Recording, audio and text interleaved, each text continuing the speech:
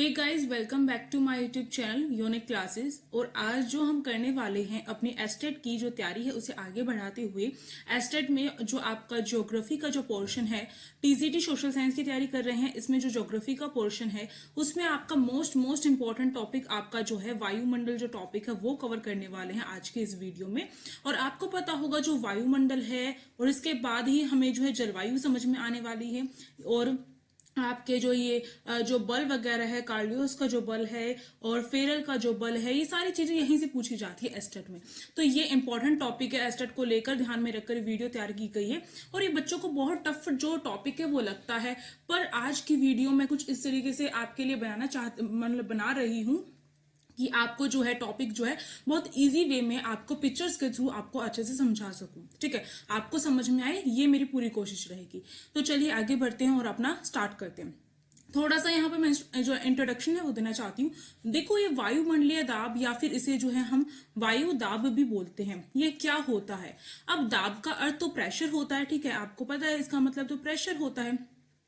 ठीक है, तो अगर आपको पता होगा कि प्रेशर क्या होता है, आप किसी भी चीज पर दबाव लगाते हैं तो इसका मतलब क्या है। अब मानिए कि आप जो है पृथ्वी पे खड़े हैं तो इसका मतलब क्या है, आप पृथ्वी की सतह जो पृथ्वी की सतह होती है उस पर आप क्या लगा रहे हैं, दबाव लगा रहे हैं। ठीक है, आपका जो वजन है जो भी होता है वो दबाव लगा रहा है। और आपको पता है कोई भी चीज जो है पृथ्वी पर जो गुरुत्वाकर्षण बल होता है उसकी वजह से जो है पृथ्वी पर जो है पृथ्वी की सतह के पास आती है। ठीक है, ये चीज तो न्यूटन ने बताई है। ठीक, तो गुरुत्वाकर्षण बल के कारण आती है। इसी तरीके से आपने सुना होगा कि हमारा जो ये वायुमंडल होता है, वायुमंडल में क्या होता है, हमारा जो वायु की इतनी सारी जो लेयर होती हैं वो सारी की सारी लेयर क्या है, हमारे चारों तरफ जो है हमारे वातावरण में फैली हुई है। अब आपको ये ध्यान रखना है कि जो वायु दाब है, यानी कि ये जो वायु हमारे चारों तरफ हमारे वातावरण में फैली हुई है वो क्या है, वो दबाव लगाती है। किस पर दबाव लगाती है, वो जो है पृथ्वी की सतह पर कह सकते हैं, या फिर हमारी जो बॉडी होती है उस पर भी दबाव लगाती है। हर चीज पर जो है दबाव लगाती है। ठीक है, बॉडी तो हर चीज पर दबाव लगाती है। तो इसका मतलब यहाँ पर क्या है कि पृथ्वी के अंदर जो वायु है वो हर तरफ से जो है पृथ्वी पर जो है दबाव लगा रही है। तो ये बात आपको ध्यान रखनी है, इसी को वायु दाब कहा जाता है। अगर हम एक पर्टिकुलर क्षेत्र में देखें कि इस क्षेत्र में जो है वायु दाब कितना है, मतलब कि इस क्षेत्र में हम जो है पूरे पृथ्वी पर तो नहीं गिन सकते। अगर हम एक क्षेत्र में देखें तो वायु दाब कितना है तो हम निकाल सकते हैं। उस क्षेत्र में, पर्टिकुलर क्षेत्र में जो वायु दाब लग रही है, वायु के द्वारा जो दबाव लगाया जा रहा है, जो प्रेशर लगाया जा रहा है, उसे वायु दाब कहा जाता है। अब आपको ध्यान रखना है, ये जो वायु दाब होता है ये क्या होता है, अलग अलग स्थान पर। अब जैसे मैं यहाँ पर अपने इसमें क्लासरूम में बैठकर आपको पढ़ा रही हूँ, तो ये जो स्थान है ये और जहां पर आप पढ़ रहे हैं वो सारा जो अलग अलग स्थान हो गए। ठीक है, और यहाँ पर जो समय है, यहाँ पर मैं वीडियो पहले रिकॉर्ड कर रही हूँ फिर आपको दे रही हूँ। तो यहाँ पर जहां पर मैं अभी बैठी हूँ वहां पर जो वायु दबाव लग रहा है वो अलग होगा। और जहां पर आप सभी हैं, ठीक है, आप अपने घर पे हो या कहीं पर देख रहे हो, या फिर आपका स्थान तो अलग हुआ ना, और समय भी अलग होगा, वो टाइम। तो हर स्थान और समय के अकॉर्डिंग क्या होता है, जो वायु दाब होता है वो बदलता रहता है। अब मानिए 4 बजे शाम के वायु दाब जो है ज्यादा लग रहा है किसी स्थान पर, और हो सकता है उसी स्थान पर 10 बजे रात के क्या होगा, वहां पर वायु दाब कम हो जाए, ऐसा हो सकता है। तो स्थान और समय के अकॉर्डिंग भी जो वायु दाब है वो जो होता है बदलता रहता है। अब इसमें मैंने कहा हमारी बॉडी पर भी जो है वायु दाब लगता है, यानी कि जो वायु होती है वो हमारी बॉडी पर भी प्रेशर लगाती है। अब आप कहेंगे हमारी बॉडी प्रेशर लग रहा है पर हमें पता कैसे नहीं चल रहा है, क्योंकि आपको ध्यान रखना है जो वायु दाब हमारी बॉडी पर लगता है वो सारे तरफ से क्या लगता है, इक्वल लगता है। ठीक है, इक्वल लगता है, इसी वजह से जो है, और इसी वजह से जो ये वायु दाब होता है वो हमें उसका एहसास नहीं होता, क्योंकि हर जगह से वो इक्वल लग रहा है। और हमारी जो बॉडी होती है वो भी विपरीत जो बल है वो भी लगाती है। ठीक है, तो कई बार पूछ लिया जाता है, इसलिए मैंने यहाँ पर आपको थोड़ा इंट्रोडक्शन दे दिया है कि अब जो मैं पढ़ाने जा रही हूँ, मेन जो मैंने अपने तैयार किया है, तो उससे आपको अच्छे से चीजें समझ में आएंगी। तो चलिए आगे बढ़ते हैं। अब देखिए, अब वायु दाब के बारे में हमें जो अच्छे से समझना होगा कि वायु दाब क्या है। देखो, जो वायु दाब होता है या वायुमंडलीय दाब, एक ही बात आपको ध्यान रखनी है। इसमें क्या होता है, जो पृथ्वी का तल होता है, तल का मतलब जो पृथ्वी की जो सतह है उसके प्रति इकाई क्षेत्रफल पर, यानी कि एरिया वाइज, हर किसी का जो एरिया है उसके अकॉर्डिंग जो है उस पर लगाया गया वायु का जो दाब होता है, वायु के द्वारा जो दाब लगाया जाता है उसी को वायुमंडलीय दाब कहा जाता है। आपको ध्यान रखना है, जैसे अभी मैंने बताया इस पर्टिकुलर एरिया में जो है कितना वायु दाब लग रहा है, यानी कितनी जो वायु है उसके द्वारा कितना दबाव लग रहा है, ज्यादा लग रहा है, कम लग रहा है, कितना लग रहा है, तो वो जो होता है आपका वायुमंडलीय दाब होता है, आपको ध्यान रखना है। अब देखो अब आप ये भी देखेंगे कि जो अर्थ होती है, अर्थ में हमने क्या क्या पढ़ रखा है, आपको पता होगा ना कि ये जो है हमारी अर्थ है, ठीक है। इससे यहाँ से जो है ये 0 डिग्री की जो विषुवत जो वर्थ है वो जाता है आपका 23.5 डिग्री की, यहाँ पर हमारी कर्क रेखा है 23.5 डिग्री की, ठीक है, एंड हाफ, ठीक है। और ये हमारे नॉर्थ में होती है, नॉर्थ आपका नॉर्थ पोल है पूरा पूरा। अब देखो साउथ पोल जो है इसमें आपकी 23.5 डिग्री की जो है क्या होती है, यहाँ पर आपकी ये मकर रेखा होती है। और हर किसी का जो है इसकी वजह से भी जो वायु दाब है वो अलग अलग पड़ता है। और इसमें और भी जो सतह जो आपने वायु जो दाब पेटी जो आपने सुना होगा, वायु दाब पेटी, तो उसे भी आज हम बहुत अच्छे तरीके से कवर करने वाले हैं, जहां से एसेट में क्वेश्चन पूछे जाते हैं। अब देखो पृथ्वी की जो धरातल है, ठीक है, पृथ्वी की जो धरातल है यानी कि पृथ्वी की जो सतह होती है जिस पर हम सभी खड़े हैं, और भी सतह हो गई जहां पर लोग रहते हैं और जहां पर नहीं भी रहते हैं, तो धरातल जो है उस पर जो तापमान का जो वितरण है वो क्या होता है, असमान होता है। आपको पता होगा, जैसे मैंने अभी यहाँ पे बताया 23.5 डिग्री की ये क्या है आपकी, इसे हटाइए, देखिए 23.5 डिग्री की ये क्या है आपकी, ये कर्क रेखा है।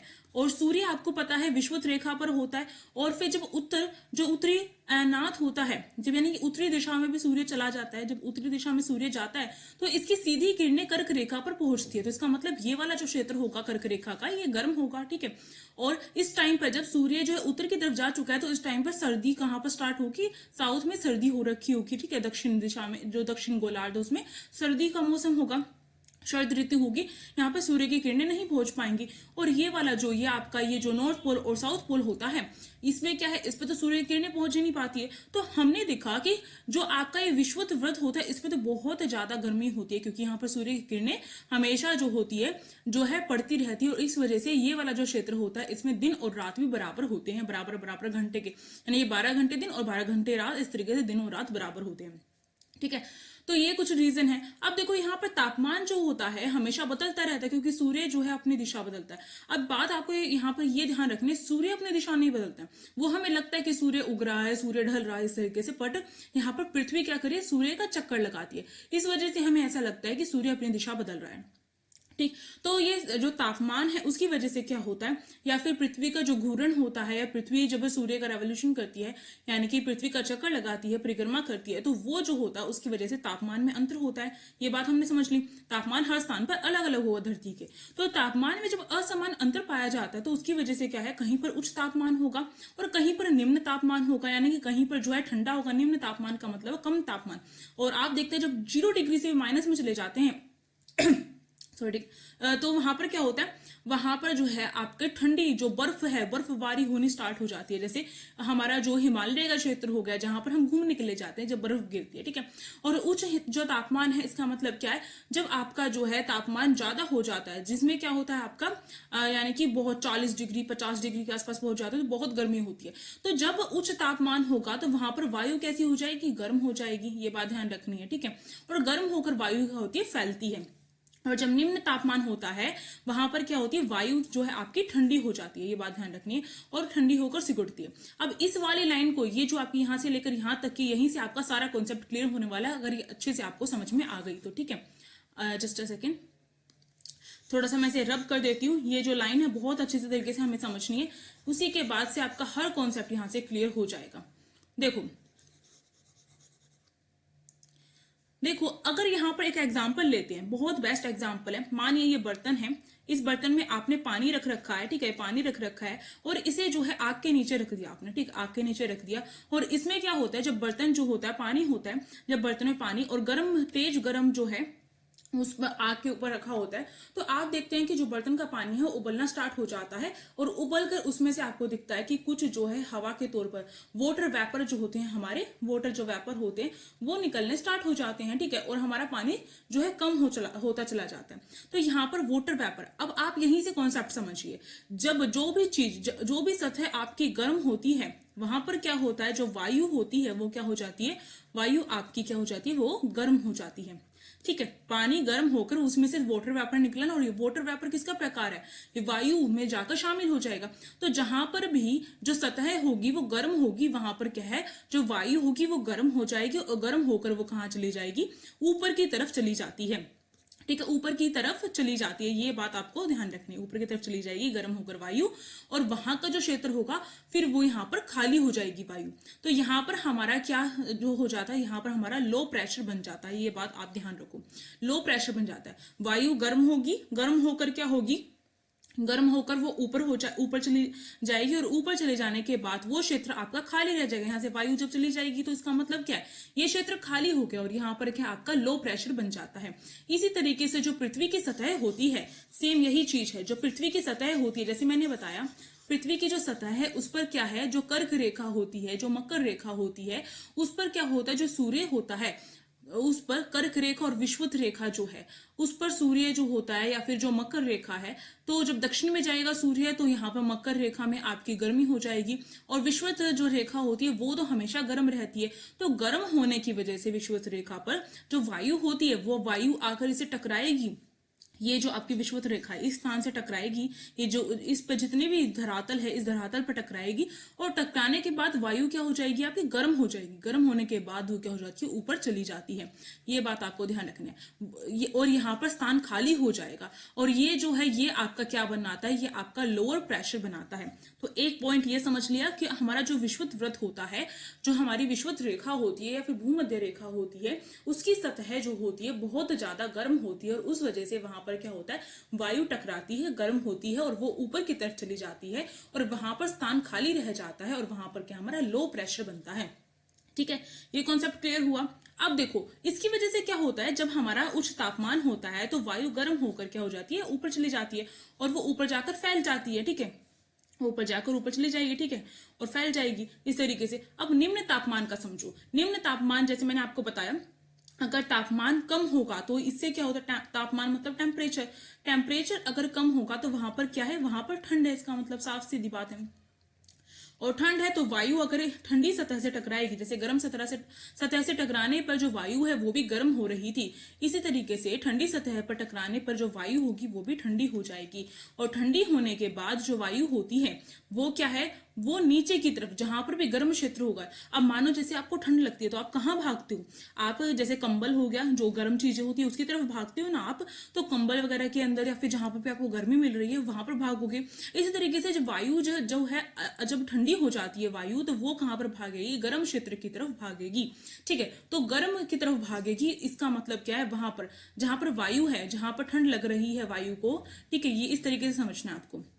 तो जहां पर वायु ठंडी होती है वहां पर जाकर वो क्या है, सिकुड़ जाती है। मानो जैसे आपका ये नॉर्थ पोल और साउथ पोल है, यहाँ पर क्या होता है, बहुत ज्यादा ठंड होती है, बहुत ज्यादा बर्फ पड़ती है। ठीक है, तो यहाँ पर क्या है, यहाँ पर जो वायु होगी वो ठंडी होगी, और ठंडी होकर जो होती है वायु यहाँ पर इकट्ठी हो जाएगी। सिकुड़ते हैं ना, जब हमें ठंड लगती है तो आप फैल के थोड़ी ना खड़े होते हो, गर्मी लगती है तो भाई सारे कपड़े हमारे निकालने का मन करता है, और ठंडा हमें जो है जैसे अगर मतलब मानो कि आप बस में ट्रैवल कर रहे हो, आप जो है गर्मी का मौसम है और दो चार जने आकर जो है बिल्कुल आपके पास में बैठ जाते हैं, तो आप उन्हें भगाने की कोशिश करते हो, हटो हटो हटो इस तरीके से। ठीक है, तो वहां पर क्या हो रहा है, आप फैल रहे हो गर्मी की वजह से। इसी तरीके से वायु जब गर्म होती है तो फैलती है, और जब ठंड होती है तो हम सिकुड़ते हैं, ठंड की वजह से हमें सिकुड़न होती है। तो इसी तरीके से जब वायु ठंडी होती है तो वो भी क्या है, वो भी सिकुड़ती है।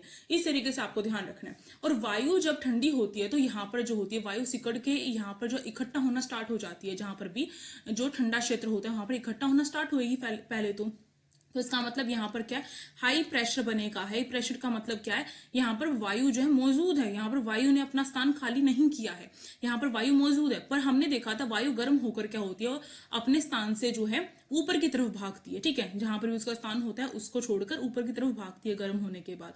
तो वहां पर लो प्रेशर क्रिएट हो रहा था, क्योंकि यहाँ पर जो स्थान खाली हो जा रहा था। ठीक है, ये बात हमने समझ ली। तो हाई प्रेशर कहां पर होगा, ऊपरी ध्रुव पर, और हमारा जो उत्तरी ध्रुव हो गया, और हमारा जो निचले जो दक्षिणी ध्रुव है वहां पर हमारा जो हाई प्रेशर क्रिएट होगा, और भूमध्य जो हमारी रेखा है, ये विषुवत व्रत है, इस पर हमारा जो है लो प्रेशर क्रिएट होगा। तो ये बात हमने अच्छे से समझ ली यहाँ पर। तो इतना कॉन्सेप्ट अभी तक आपको समझना है। अब चलिए आगे बढ़ते हैं। और जैसे मैंने कहा कि वायु ठंडी होकर कहां पर जाती है, वायु ठंडी होकर गर्म जो स्थान होता है वहां पर जाती है। तो यहाँ पर पहले वायु इकट्ठी होती है, फिर आपकी जो है गर्म स्थान की तरफ जो वायु होती है वो जाती है। तो उसे और इसको जो है और भी चीजें इफेक्ट करती हैं कि लो प्रेशर क्रिएट होगा या हाई प्रेशर। ये तो अभी तक हमने तापमान वाला जो आपका ये कारक था तापमान वाला, वही हमने समझा है वायु दाब को प्रभावित करने का। और भी ज्यादा जैसे ऊंचाई हो गई, ठीक है, ये बहुत सारे जो कारक है वो क्या करते हैं, प्रभावित करते हैं। बस अभी मुझे आपको ये समझाना था कि लो प्रेशर क्या होता है और हाई प्रेशर क्या होता है। लो प्रेशर आई थिंक अभी तक आप समझ चुके होंगे। लो प्रेशर का मतलब है जहां पर वायु जो है अपना स्थान छोड़कर चली जाती है, तो वो स्थान खाली हो जाता है और वहां पर जो है लो प्रेशर हो जाता है। और लो प्रेशर का मतलब क्या है, वो स्थान गर्म था, गर्म होकर वायु क्या हुई है, ऊपर की तरफ गई है, ठीक है, इस तरीके से। और हाई प्रेशर का मतलब क्या है, वो स्थान जो है आपका ठंडा था, ठीक है, इस तरीके से। अभी तक आपने ये चीज समझ ली, लो प्रेशर और हाई प्रेशर का मतलब, ठीक। अब चलिए आगे चलते हैं और आगे देखते हैं और अच्छे से अपना कॉन्सेप्ट। अब देखो, जो आपके जो वायु होती है उसे किस में मापा जाता है, उसे मिली बार में मापा जाता है। तो वायु जो दाब है उसे नापने का जो है एक आपकी यूनिट जो है, वो आपकी यूनिट क्या है, वो है आपकी यूनिट मिली बार। ये बात आपको समझनी है और आपको ध्यान रखनी है। समुद्र तल से क्या होता है, समुद्र तल से हम जो भी चीज होती है हम समुद्र तल से मापते हैं। आपको पता है, क्योंकि समुद्र तल से क्यों नापा जाता है, क्योंकि जो समुद्र होता है वो उसकी जो सतह होती है वो क्या होती है, वो हर जगह इक्वल होती है, ठीक है। तो ये आपको ध्यान रखना है। और समुद्र तल का मतलब है जो समुद्र के ऊपर का जो ये तल होता है, जहां से समुद्र स्टार्ट होता है, इसे समुद्र तल कहा जाता है। और अगर समुद्र तली की बात हो रही है तो यानी कि समुद्र कहाँ तक फैला हुआ है, उसको उस लास्ट वाले पॉइंट को तली कहा जाता है। तो ये जो है आपको ध्यान रखना है, बहुत कंफ्यूजन क्रिएट करता है आपका, ठीक है। अब देखो यहाँ पर ये तो हमने समझ लिया। अब समुद्र तल से अगर वायु दाब का अगर हम औसत ले तो वो आपका इतने मिली बार होता है, ठीक है, 1113.2 मिली बार जो है आपका होता है, ठीक है। अब चलो आगे चलते हैं और अपना जो और है, जैसे कि वायु दाब को लेकर और भी जो कॉन्सेप्ट है उन्हें समझते हैं। देखो, जो वायु दाब है, वायु दाब में जो आपके जो पवन हो गई, मेघ बादल हो गए, वर्षा तूफान, ये सारी चीजें जो है वायु दाब के नियंत्रण की वजह से होती है, ठीक है। वायु दाब जो है कहीं पर जो है वायु दाब जो लो प्रेशर होता है, कहीं पर हाई प्रेशर होता है, तो उसकी वजह से ये चीजें होती हैं। अब हम समझेंगे बैरोमीटर। बैरोमीटर से क्या होता है, वायु जो दाब है उसे जो है मापा जाता है बैरोमीटर से, आपको ध्यान रखना है। तो बैरोमीटर से जिस स्थान की रीडिंग ली जाएगी, ठीक है, जो बैरोमीटर इस तरीके से बैरोमीटर है, ठीक है, उस स्थान पर जो है बैरोमीटर से जो है रीडिंग ली जा रही है। अगर रीडिंग लेते समय जो बैरोमीटर है उसकी रीडिंग गिरने लग जाती है, यानी कि कम होनी स्टार्ट हो जाती है, तो इसका मतलब वहां पर हाई प्रेशर है। ये बात आपको ध्यान रखनी है। और जो लो प्रेशर है उसका मतलब वहां पर, यानी कि बैरोमीटर की रीडिंग गिरेगी तो इसका मतलब वहां पर क्या है, लो प्रेशर। और लो प्रेशर का मतलब अभी तक आप समझ चुके होंगे, लो प्रेशर का मतलब क्या है, वहां पर जो वायु है वो इकट्ठी हो रखी है, सिकुड़न जो है वहां पर हो रखा है, ठीक। तो वहां पर उसकी वजह से क्या होता है, तूफान आता है, उसकी वजह से चक्रवात का जो संकेत है वो भी हमें मिलता है। अगर बैरोमीटर की जो रीडिंग है वो जो है उठती है, यानी कि बैरोमीटर की रीडिंग जो होती है उठती है किसी भी स्थान पर, तो उसका मतलब हाई प्रेशर होता है। और उसकी वजह से क्या होता है, उसकी वजह से साफ मौसम जो होता है वो मौजूद होता है, और प्रति चक्रवात का जो संकेत है वो भी हमें जो है उसी वजह से मिलता है। तो ये हो गया। अब मानो, अब देखो यहाँ पर अगर बैरोमीटर जो है, अगर किसी स्थान पर, एक ही स्थान की बात करेंगे अब हम, ठीक है, तो किसी स्थान पर बैरोमीटर से जो है वायु दाब नापा जा रहा है, रीडिंग ली जा रही है। अब मानो एकदम से जो बैरोमीटर है उसकी रीडिंग गिर जाती है, और एक ही दम से उसकी जो है तुरंत ही कुछ ही टाइम के बाद, बिल्कुल कुछ ही टाइम के बाद जो होता है उसकी रीडिंग जो है फिर से उठने स्टार्ट हो जाती है। पहले वो गिरेगी रीडिंग, फिर वो जो है उठेगी रीडिंग। तो इसका मतलब वहां पर वर्षा के पूरे संकेत हैं। तो ये हमने समझ लिया कि अगर जो है वायुमंडल में अगर हम उसकी जो वायु दाब है नाप रहे हैं और बैरोमीटर की रीडिंग एकदम से गिर जाती है और फिर बढ़ जाती है, तो इसका मतलब वर्षा के संकेत है। सिंपल सी बात हो गई। अगर आपसे इस तरीके से पूछा जाता है कि बैरोमीटर की रीडिंग एकदम से गिरती है या रीडिंग गिर रही है, तो इसका मतलब वहां पर क्या होगा, क्या तूफान के संकेत होंगे या फिर वर्षा के होंगे, तो आप तूफान बताएंगे इस तरीके से, ठीक है। अब चलो आगे चलते हैं और अपना जो है आगे बढ़ते हैं। अब देखो, समदाब रेखा जो है, जिसे आइसोबार कहा जाता है, वो क्या है समदाब रेखा। अब समदाब रेखा के बारे में आइसोबार अगर आपसे पूछ लिया जाता है, आइसोबार लाइंस क्या होती हैं, तो आप सिंपल सी बता सकते हैं कि आइसोबार क्या होता है। आप देखो, जैसे हमने बताया कि जो वायु दाब होती है वो हर स्थान पर जो है अलग अलग होती है, और हमें अगर वायु दाब नापनी है तो हम किस तरीके से नापेंगे। अब मानो इस स्थान पर अलग है, इस स्थान पर अलग है, इस स्थान पर अलग है, तो हम कैसे नापेंगे। तो इसका एक तरीका होता है समदाब रेखा, उसे जो है अभी हम समझने वाले हैं। वायु दाब का अगर क्षैतिज वितरण हम देखें, क्षैतिज का मतलब होता है इस तरीके से, ठीक है। क्षैतिज वितरण अगर हम उसका अध्ययन करना चाहते हैं कि वायु दाब कितनी है, उसको लेकर अगर हम अध्ययन करना चाहते हैं तो हम क्या करते हैं, हम समान अंतराल पर खींची गई जो समदाब रेखा होती है उसका इस्तेमाल करते हैं। अब समान अंतराल पर, समान अंतराल का मतलब है कि ये जो पॉइंट है, अगर मानो ये पॉइंट जो है आपका 100 MB का जो वायु दाब है यहाँ पर दिखा रहा है कि 100 MB है, ठीक है। 1000 मान लेते हैं, 100 MB तो होगी ही नहीं वायु दाब, 1000 MB जो है यहाँ पर दिखा रहा है। और फिर कुछ दूरी पर जाकर यहाँ पर जो है ये भी आपका 1000 MB दिखा रहा है वायु दाब, ठीक है। मिली बार MB मतलब, और यहाँ पर भी 1000 MB जो आपका मिली बार है वो दिखा रहा है, ठीक है। तो हम इन तीनों जो पॉइंट है उनको मिला देंगे और यहाँ पर ये क्या है, एक समदाब रेखा जो है बन जाएगी। इसी तरीके से फिर हम और देखेंगे कि इस स्थान पर, फिर थोड़े उसके बाद देखेंगे स्थान के थोड़े नीचे या आसपास देखेंगे।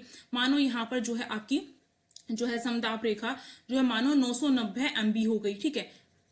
990 MB यहाँ पर भी आपको मिल रही है, ये भी 990 MB, ये भी जो है आपकी 990 MB। तो इन इक्वल जो एक समान रेखा है उनको हम मिलाते हुए चलेंगे, ठीक है। और इसी तरीके से फिर हम थोड़ी बिल्कुल पास में ही 980 MB की मिल जा रही है, ठीक है, इस तरीके से।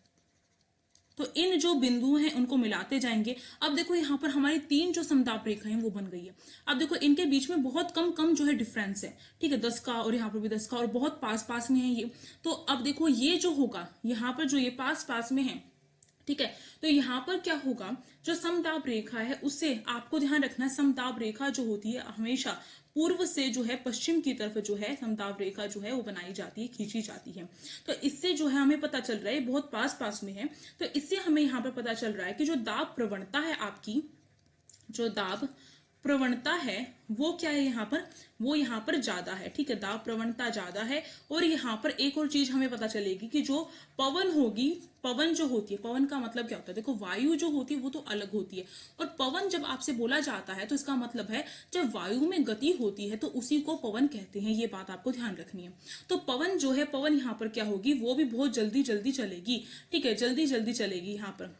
अब आप देख रहे हैं कि यहाँ पर जो है 100 MB थी, अब 990 है, यानी कि इतनी जल्दी जो है पवन यहाँ पर पहुंची, और 990 इतना जो दर है वो घटा दी, फिर इतनी जल्दी पहुंची, फिर घटा दी। तो यहाँ पर जो हो रहा है पवन बहुत जल्दी चलेगी। तो ये बात आपको ध्यान रखनी है, 2 पॉइंट यहाँ पर ध्यान रखना है आपको, ठीक। तो यही चीज यहाँ बताई गई है कि समुद्र तल से ही नापी जाती है, ये हमेशा समुद्र तल से एक समान जो वायु दाब होती है उन रेखाओं को मिला दिया जाता है, और उसी को जो है समदाब रेखा कहा जाता है, समदाब रेखा या फिर इसोबार लाइंस कहा जाता है। देखो यहाँ पर मैंने जो है एग्जांपल भी दे रखा है और अच्छे तरीके से आप देख सकते हैं। यहाँ पर 996 जो MB जो मिली बार है, और यहाँ पर भी सेम वही पॉइंट की जो वायु दाब मिल रही है। तो इन तीनों रेखाओं को हमने मिला दिया, और ये रेखा जो है आपकी 996 जो MB जो इसोबार की रेखा है वो बनाती है, समदाब रेखा बनाती है 996 MB की। इसी तरीके से 1000 MB की है, तो यहाँ भी क्या है, बहुत जल्दी से, बहुत पास का जो क्षेत्र है ये आपका है।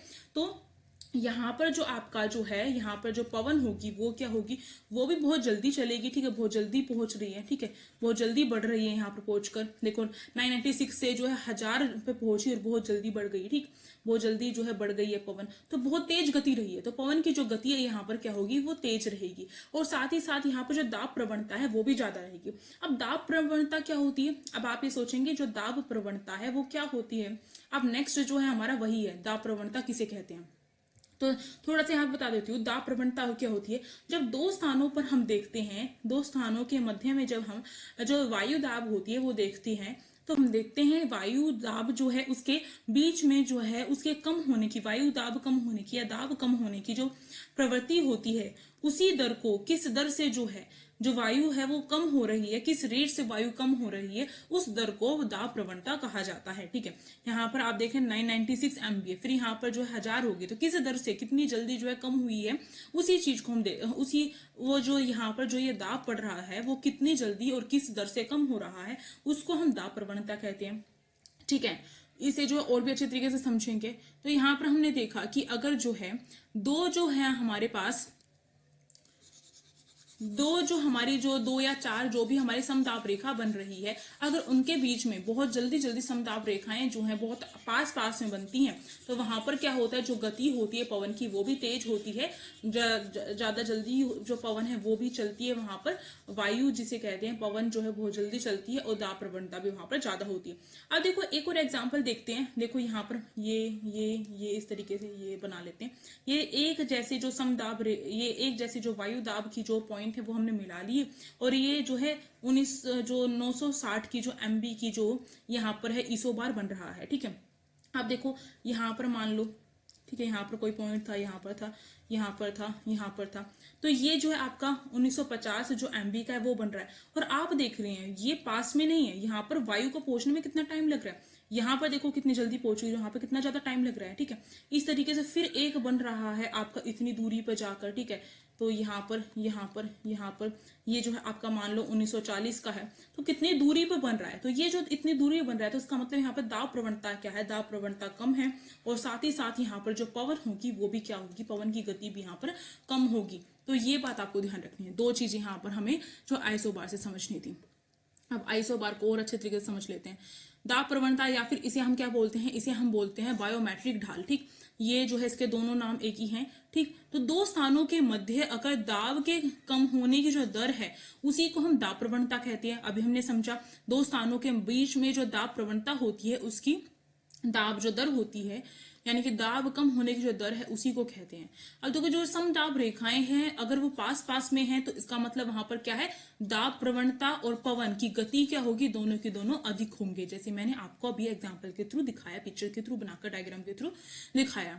अगर जो समदाब रेखाएं बन रही है और वो जो है काफी दूर दूर बन रही है तो वहां पर जो है दाब प्रवणता और पवन की गति क्या होगी, आपकी कम होगी। तो ये भी मैंने अभी अभी आपको बताया था। ठीक है, चलिए आगे बढ़ते हैं। अब यहाँ पर दाब प्रवणता हमारा अच्छे से हो गया। अब हम देखेंगे जो वायु दाब हमारी होती है उसे प्रभावित करने वाले जो प्रमुख कारक है वो हम देखेंगे। देखो वायु ताप, तापमान का अच्छे से हम जो है स्टार्टिंग में ही समझ चुके हैं, तापमान किस तरीके से जो है वायु दाब को प्रभावित करता है। तापमान के अकॉर्डिंग ही लोअर प्रेशर जो है और हाई प्रेशर जो है कहाँ कहाँ पर किस किस तरीके से बनता है वो अभी हमने देखा। ऊंचाई के कारण जो है वो भी प्रभावित होता है, उसकी वजह से भी जो लोअर प्रेशर और हाई प्रेशर का जो कॉन्सेप्ट है वो अलग अलग स्थान पर अलग अलग होता है। अब मैंने कहा था मैं जहां पर बैठकर आपको पढ़ा रही हूँ वहां पर वायु दाब अलग है, और जहां पर आप बैठकर पढ़ रहे हो वो जो स्थान है वहां पर वायु दाब अलग है। क्यों है, क्योंकि हो सकता है आप ऊंचाई पर बैठ के पढ़ रहे हो। ठीक है, ऊंचाई का मतलब ये नहीं है कि नीचे से बस आप जो है बेड पे बैठ गए तो वो ऊंचाई हो गई, नहीं। हो सकता है आप जो है कहीं घूमने गए हो, हिमालय के क्षेत्र में हो, और हो सकता है आप कोई दूसरे राज्यों में जहां पर आप तैयारी कर रहे हैं तो वो जो है उसकी वजह से अलग होगा। ठीक है, हो सकता है आप गर्म इलाके में बैठ के पढ़ रहे हो, उसकी वजह से वहां पर जो वायु दाब अलग होगा। ठीक, ये कई रीजन है। पृथ्वी का घूर्णन भी जो है वो भी प्रभावित करता है, और जल वाष्प जिसे हम वाटर वेपर कहते हैं वो भी जो है हमारा प्रभावित करता है। तो इन सारे कारकों को हम देखेंगे और यहाँ से जो हमारे प्रश्न पूछे जाते हैं। चलिए देखते हैं। देखो वायुताप, सबसे पहले हमें समझना है कि जो वायुताप होता है वो किस तरीके से जो पृथ्वी है उसे प्रभावित करता है। जैसे मैंने आपको बताया था वायुताप में क्या होता है, अगर वायुताप जो है, वायुताप का मतलब क्या होता है, वायु जो है वो उसका तापमान बढ़ रहा है या घट रहा है उसी को वायुताप कहते हैं। ठीक है, तो अगर जो टेम्परेचर है किसी स्थान का, अगर टेम्परेचर क्या है, अगर वो बहुत ज्यादा हाई है, गर्म है, ठीक है, बहुत ज्यादा गर्म है या फिर जिसे हम हाई कहते हैं, अगर वो है तो इसका मतलब वहां पर वायु कैसी मिलेगी हमें, वहां पर वायु जो है वो भी गर्म मिलेगी। और वायु जो गर्म होती है वो क्या है, वो अपने स्थान पर नहीं रहती है, वो क्या है ऊपर की तरफ चली जाती है। और ऊपर की तरफ जब वो चली जाती है तो वहां का स्थान क्या हो जाता है, खाली हो जाता है। जब वो ऊपर की तरफ चली जाती है तो वहां पर क्या है, हमारा लोअर प्रेशर बनता है। ठीक है, तो यहाँ पर लोअर प्रेशर बन जाएगा, ये कॉन्सेप्ट हो गया। ठीक, अब देखो अगर कहीं पर जो टेम्परेचर है अगर वो क्या होता है, वो कम होता है, यानी कि वहां पर क्या है, ठंड है। ठीक है, ठंड है तो यानी कि वायु क्या होगी, वायु भी वहां पर कैसी होगी, ठंडी वायु होगी। ठंडी वायु कैसी होती है, वो अपने स्थान पर टिकी रहती है, सिकुड़ जाती है, और सिकुड़ने की वजह से वो क्या होती है, वहां पर जो होती है वो कहां पर जाएगी, जहां पर जो गर्म इलाके है वहां पर जाएगी। यानी कि ठंडी वायु हमने देखा था उत्तरी ध्रुव पर और दक्षिणी ध्रुव पर होती है, तो वहां नीचे की तरफ जाती है वायु। ठीक है, तो वो कहाँ पर जाती है, नीचे की तरफ जाती है, और नीचे की तरफ जाती है तो वहां पर एक टाइम पर तो वहां पर वो क्या होती है, वायु आपस में सिकुड़ी हुई रहती है, इकट्ठी हो जाती है, जहां पर भी ठंडा क्षेत्र होता है वहां पर इकट्ठी हो जाती है वायु, तो वहां पर जो है हाई प्रेशर बन जाता है। ये बात आपको ध्यान रखनी है। तो लो प्रेशर कहाँ बनता है, हाई प्रेशर कहाँ बनता है, तापमान की वजह से हमने समझा। अब देखो तापमान का जो है आपका ये कॉन्सेप्ट आपको ध्यान रखना है। तापमान का जो ये रूल या कॉन्सेप्ट हम कुछ भी कह सकते हैं, वो केवल और केवल कहां पर लागू होता है, अगर हम वायु का, अगर हम क्षैतिज में वायु को अगर हम पढ़ रहे हैं, क्षैतिज में उसका आकलन करना चाहते हैं कि कहां पर लो प्रेशर, कहां पर हाई प्रेशर, अगर हम क्षैतिज रूप में देखना चाह रहे हैं तो वहीं पर होता है। क्षैतिज रूप में यानी कि इस तरीके से अगर वायु बह रही है, जा रही है, तो यहाँ पर जो हम पढ़ रहे हैं तो इस तरीके से वायु जो चल रही है उसका हम जो अध्ययन है, इस तापमान का ये रूल यहाँ पर फिक्स नहीं होगा। ये बात आपको ध्यान रखनी है, ठीक है। ये हमने समझ ली कि वायु जो होती है, ये जो वायु ताप का जो कॉन्सेप्ट है, ये तो मेरे ख्याल से बहुत अच्छे तरीके से आपको समझ में आ गया होगा। और अगर नहीं भी आ रहा है तो आप फिर से देखिए, फिर से समझिए, फिर समझ में आएगा। अब इस डायग्राम के थ्रू हम समझ लेते हैं। जैसे मैंने आपको बताया, उत्तरी ध्रुव पर जो हमारा जो तापमान होता है, यहाँ पर जो होती है बहुत ज्यादा बर्फ होती है, जो शीत ऋतु होती है, या फिर जो हमारा शीतोष्ण जो हमारी जलवायु होती है वो यहाँ पर पाई जाती है। यहाँ पर जो हमारे हिमालय भी होते हैं, ठीक है। और इस वजह से क्या होता है, अगर हम अपने भारत की बात कर रहे हैं तो ये जो है आपका यहाँ पर नहीं होगा, ठीक है, हिमालय नहीं। तो यहाँ पर जो है हमारा उत्तरी ध्रुव में जो सूर्य की किरणें होती हैं वो जो है वो पहुंच नहीं पाती हैं, जिस वजह से क्या है, यहाँ पर जो बहुत ज्यादा ठंड रहती है, उत्तरी ध्रुव में भी और दक्षिणी ध्रुव में भी सूर्य की जब किरणें नहीं पहुंच पाएंगे तो यहाँ पर बहुत ज्यादा ठंड रहती है। तो इस वजह से यहाँ पर जो है ठंड, जो धरातल होती है वो ठंडी होती है, और ठंडी होने की वजह से यहाँ पर वायु सिकुड़ी रहती है, और यहाँ पर क्या है, हमारा जो वायु होती है वो हाई प्रेशर बनाती है, ठीक है। आपको ध्यान रखना है यहाँ पर कैसा बनता है, हाई प्रेशर बनता है। अब देखो ये जो आपकी भूमध्य रेखा, ठीक है, ये जो भूमध्य रेखा है, ये वाली, यहाँ ये जो होती है ना बहुत ज्यादा प्रभावित होती है, ये वाली जो रेखा होती है बहुत ज्यादा प्रभावित होती है, किससे, हमारे सूर्य की किरणों से। यहाँ पे 2400 घंटे नहीं कह सकते, यहाँ पर जो होता है और हमेशा जो है सूर्य की किरणें होती हैं, जिस वजह से बहुत ज्यादा गर्म क्षेत्र पाया जाता है पूरे विश्व में, ठीक है, भूमध्य रेखा वाला। तो इस वजह से यहाँ पर जो है लोअर प्रेशर बनाएगी। इसका मतलब यहाँ पर हवाएं टिकेंगी नहीं, यहाँ से ऊपर की तरफ भागेंगी, जो हवाएं होती है ऊपर की तरफ भागेंगी, ठीक है। तो इस वजह से यहाँ पर लोअर प्रेशर बनता है। तो ये बात आपको ध्यान रखनी है, ठीक। तो ये हो गया हमारा। अब चलो आगे बढ़ते हैं और आगे जो और कारक है उन्हें देखते हैं। जैसे ऊंचाई देखेंगे अभी हम, तो ऊंचाई का कॉन्सेप्ट भी आपको समझना होगा। जो ऊंचाई होती है, जैसे आप देखते हैं किसी क्षेत्र में, जो हमारा, अगर हम भारत की बात करें तो ऊंचाई की बात करें तो हिमालय का जो क्षेत्र है वहां पर क्या होती है, जो शीत की जो हवाएं होती है, शीत वाली जो हवाएं होती है वो चलती है, ठंडी ठंडी हवाएं चलती है, जिस वजह से वहां पर क्या होता है, हम देखते हैं कि वहां पर ऊंचाई की वजह से जो वायु की जो गति होती है वो भी हमारी अलग होती है। तो बहुत सारे जो फैक्टर होते हैं ऊंचाई में, बहुत ज्यादा फैक्टर जो है आपको ध्यान रखने हैं ऊंचाई का जो कॉन्सेप्ट है उसको लेकर। देखो ऊंचाई की अगर हम बात करें तो आपको ध्यान रखना है, मानो ये समुद्र तल है, ठीक है, और समुद्र तल आपको पता है पृथ्वी एक जैसी नहीं है, और समुद्र तल के बाद मानो इस तरीके से जो है ऊंचाई है, ठीक है, इस तरीके से पहाड़ है। तो आप देखेंगे समुद्र तल पर जो वायु होती है उसका घनत्व ज्यादा होता है। मानो ये वायु है, जो मैंने अभी आपको ये वाला बना के दिखाया है, ये वायु जो है, वायु दाब डाल रही है पृथ्वी की सतह पर। और देखो यहाँ पर भी इस तरीके से, यहाँ पर फिर आप देखेंगे कि ये जो वायु जो दाब डाल रही है, आप देख रहे हैं ये कहाँ से स्टार्ट हो रही है, ये वायुमंडल की जो परत होती है, सबसे निचली वाली जो परत होती है वहां से स्टार्ट हो रही है। और फिर यहाँ पर जैसे जैसे ऊंचाई बढ़ती है, आप देख रहे हैं यहाँ पर वायु का जो दाब होता है वो कम होना स्टार्ट हो जाता है। तो एक ये रीजन है कि आपको ध्यान रखना है, जैसे जैसे हम समुद्र तल से जैसे जैसे 6 किलोमीटर ऊपर की तरफ जाते हैं, वैसे वैसे जो वायुमंडल होता है उसका जो आधा जो भाग होता है, आधा जो होता है, यानी कि 6 किलोमीटर तक समुद्र तल से अगर हम जो है 6 किलोमीटर तक ऊपर जाते हैं तो वायु का जो दाब होता है वो कैसा हो जाता है, आधा हो जाता है, ठीक है। हवा जो होती है हल्की हो जाती है। जब मैंने आपको बताया जो ट्रोपोस्फेयर, जो सबसे शोभ मंडल, सबसे पहली वायुमंडल की जो परत होती है, वहां पर जो है वायु का ताप सबसे ज्यादा होता है, वायु जो होती है वहां पर बाकी परतों से काफी हैवी होती है। जैसे जैसे ऊपर जाते हैं वायु का दाब जो होता है बहुत ज्यादा कम होना स्टार्ट हो जाता है, ठीक है। तो और आखिरी लेयर में तो बहुत ही ज्यादा कम होता है, बहुत ज्यादा हल्की जो हो जाती है, आखिरी लेयर जो बहिर्मंडल है उसमें बहुत ज्यादा हल्की हो जाती है। एक तो हमने यहाँ पर 6 किलोमीटर वाला कॉन्सेप्ट समझा, और दूसरी बात यहाँ पर ऊंचाई का एक और चीज क्या है, आपको पता होगा, मैंने स्टार्टिंग बताया था आपको, जो ग्रेविटेशनल फोर्स होता है, जो गुरुत्वाकर्षण बल होता है वो क्या होता है, पृथ्वी की जो सतह होती है वो अपने पास उसे खींचती है, किसी भी वस्तु को अपने पास खींचती है। तो यहाँ पर जो है समुद्र तल पर जो गुरुत्वाकर्षण जो बल होता है, ठीक है, जो ग्रेविटेशनल जो फोर्स होता है, कर्षण जो बल है वो क्या होता है, वो बहुत ज्यादा होता है, ठीक है। और जैसे जैसे ऊंचाई पर बढ़ते हैं जो गुरुत्वाकर्षण बल होता है वो कम होना स्टार्ट हो जाता है। तो एक ये भी रीजन है। वायु को सबसे ज्यादा फिर कौन खींचेगा अपने पास, जहां पर गुरुत्वाकर्षण बल जो होगा जहां पर ज्यादा होगा वहां पर ही क्या होगा, वहां पर वायु को ज्यादा खींचा जाएगा अपने पास। तो यानी कि समुद्र तल पर जो वायु है उसे ज्यादा खींचा जाएगा, दबाव जो है वायु का समुद्र तल पर ज्यादा पड़ेगा। पर जैसे जैसे ऊपर जाएंगे गुरुत्वाकर्षण बल जो होगा वो वहां पर कम होगा, ठीक है, कम होगा। इस वजह से जो वायु है उसे जो है बहुत कम जो है अपनी तरफ खींचा जाएगा, ठीक। एक ये पॉइंट हो गया। एक और पॉइंट है ऊंचाई का। आपको पता होगा जो हमारी पृथ्वी है वो घूर्ण करती है, ठीक है, जो पृथ्वी है वो घूर्ण करती है। अब घूर्ण का मतलब क्या है, घूर्ण का मतलब है पृथ्वी अपनी एक्सिस पर क्या करती है, अपनी एक्सिस पर क्या है वो घूमती है, ठीक है, सूर्य का चक्कर लगाते टाइम। एक तो देखो ये सूर्य होता है, इसका चक्कर लगाते टाइम जो पृथ्वी एक तो सूर्य का चक्कर लगाती है, उसको जो है हम पृथ्वी का घूर्ण नहीं, पृथ्वी का परिक्रमण कहते हैं, ठीक है, सॉरी सूर्य का परिक्रमण कहेंगे। पृथ्वी सूर्य का परिक्रमण कर रही है, ठीक है, ये सूर्य है।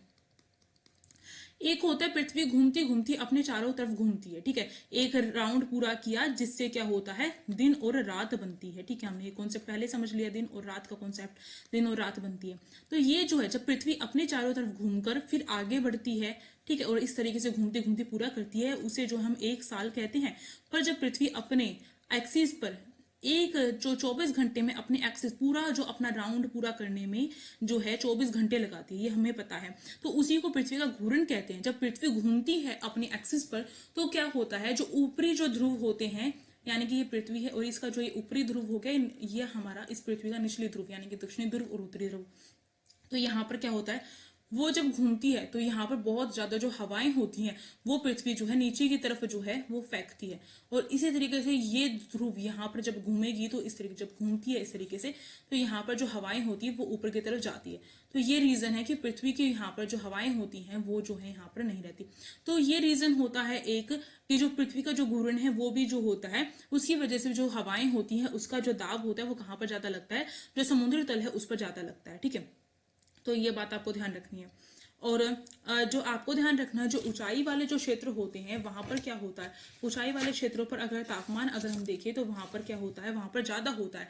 इस वजह से भी वहां पर क्या होता है, तापमान ज्यादा होने की वजह से वहां पर क्या है, वहां पर वायु गर्म हो जाती है और गर्म होकर सिकुड़ती है। तो वहां पर क्या होगा, वहां पर हाई प्रेशर बनेगा। तो ऊंचाई पर आपको जो है हाई प्रेशर दिखाई देगा। और जब हमारा निचाई की बात करेंगे तो वहां पर जो होगा लोअर जो प्रेशर है वो हमें देखने को मिलता है। तो ये जो है आपको ध्यान रखना है, ठीक। अब चलिए आगे बढ़ते हैं और इसे अच्छे से मैं क्लीन कर देती हूँ पूरे के पूरे इसको, जस्ट अ सेकेंड। तो कई सारी जो चीजें होती हैं वो जो होती हैं इफेक्ट डालती है। केवल हम तापमान नहीं कह सकते, केवल हम ऊंचाई नहीं कह सकते, ये सारी चीजें मिलकर कहीं पर तापमान जो होता है ज्यादा इंपॉर्टेंट जो सिद्ध हो जाता है, वायु दाब जो होती है उसी कॉन्सेप्ट को लेकर, कहीं पर ऊंचाई हो जाती है। तो ये कई रीजन रहते हैं, ठीक है। तो हम एक चीज को लेकर ये नहीं कह सकते कि इस वजह से जो वायु दाब है यहाँ पर ऊंचाई है तो यहाँ पर ऐसा होना चाहिए इस तरीके से, ठीक। अब देखो वायु जो दाब होता है उस पे अगर हम देखेंगे, वायुमंडल की जो निचली परत होती है उसमें बहुत ज्यादा जो है अधिक वायुदाब पाया जाता है, जैसे मैंने आपको बताया। और जैसे जैसे ऊपर जाते हैं वैसे वैसे वायुदाब कम होता चला जाता है, हल्का होता चला जाता है। क्योंकि आपको पता होगा कि जो हमारा समुद्र की जो तल होती है, ये समुद्र की तल है, यहाँ पर जो वायु होती है इस पे क्या होता है, इसमें वायु अपने साथ जो है बहुत सारी चीजें लेकर चलती है। जैसे कि जो बहुत सारी गैसेज हो गई, ठीक है, जो बहुत सारी गैस हो गई, या फिर जो जल वाष्प यानी कि जो वाटर वेपर हो गया आपका, ठीक है, या फिर धूल के जो कण हो गई, उनको इकट्ठा करके चलती है। तो इसका मतलब यहाँ पर वायु कैसी होती है, यहाँ पर वायु भारी होती है। तो ये बात आपको ध्यान रखनी है। पर जैसे जैसे ऊपर पहुंचती है वैसे वैसे आपने देखा होगा जो आपका समताप मंडल होता है, जो वायुमंडल की जो दूसरी सतह होती है समताप मंडल, वहां पर क्या होती है, जो वायुमंडल की दूसरी सतह है ना समताप मंडल, वहां पर वायु हल्की होनी स्टार्ट हो जाती है। क्षोभ मंडल से ज्यादा हल्की समताप मंडल में होगी। और वहां पर जो होता है मौसमी घटनाएं भी हमें नहीं मिलती, यही रीजन है उसका ऊंचाई वाला, ठीक है। और समताप मंडल के बाद जो आता है आपका वायुमंडल की जो परत है उसमें आपका जो है मध्य मंडल आता है, उसमें जो है और भी ज्यादा हल्की हो जाती है वायु। तो हम देखते हैं इसी तरीके से करते करते जो बहिर्मंडल, जो पांचवी जो सतह जो परत होती है वायुमंडल तो वहां पर क्या होती है, बहुत ज्यादा हल्की हो जाती है। अब इसे भी लिखे हुए कोई पढ़ लेते हैं अच्छे तरीके से और एक एक लाइन को क्लियर करते हुए चलते हैं।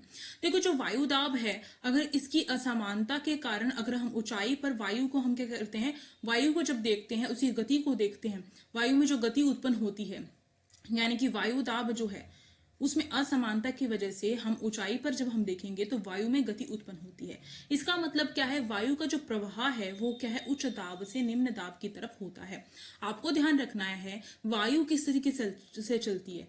वायु हमेशा जो उच्च दाब होता है, उच्च वायु दाब जो होता है, उससे जो निम्न वायु दाब है उसकी तरफ बहती है। ये बात आपको ध्यान रखनी है और कई बार जो है ये क्वेश्चन भी जो है पूछा गया है।